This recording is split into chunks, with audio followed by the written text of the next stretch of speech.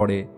Abdul Kalam sir একটি গরিব পরিবারে জন্মগ্রহণ করেন, কিন্তু নিজের পরিশ্রম ও অভ্যেসের কারণে তিনি অনেক সফল হয়ে দেখান আর গ্রামের গলি থেকে বাইরে বেরিয়ে রাষ্ট্রপতি ভবন পর্যন্ত পৌঁছে যান।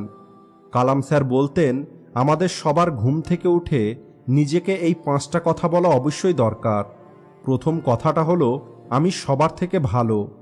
সকালে ঘুম থেকে উঠে একটি বড় লম্বা নিঃশ্বাস নিন আর নিজেকে বলুন, আমি সবার থেকে ভালো। আমার মতো এই পৃথিবীতে আর কেউ নেই। অনেক লোকের মনে হয়তো এখন প্রশ্ন আসছে যে আমি সবার থেকে ভালো কিভাবে হতে পারি।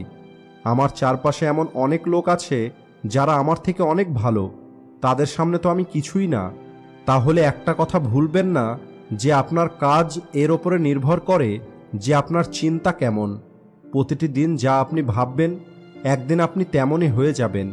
রোজ আপনি নিজেকে যা বলবেন, যা শুনবেন আর যা চিন্তা করবেন, সেটাই আপনার সাবকনসিয়াস মাইন্ড বিশ্বাস করে নেবে।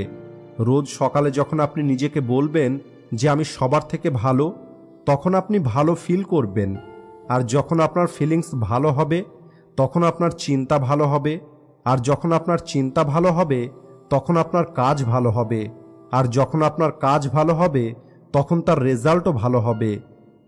এরপর যে কথাটা কালাম স্যার বলেছেন, যা রোজ আপনাকে বলা দরকার, সেটা হলো, আমি এটা করতে পারবো।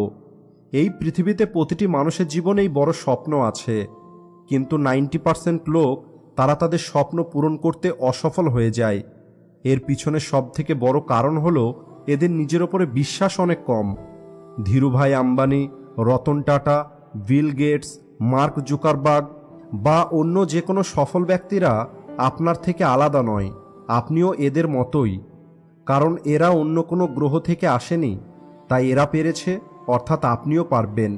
তাই রোজ সকালে উঠে নিজেকে বলুন যে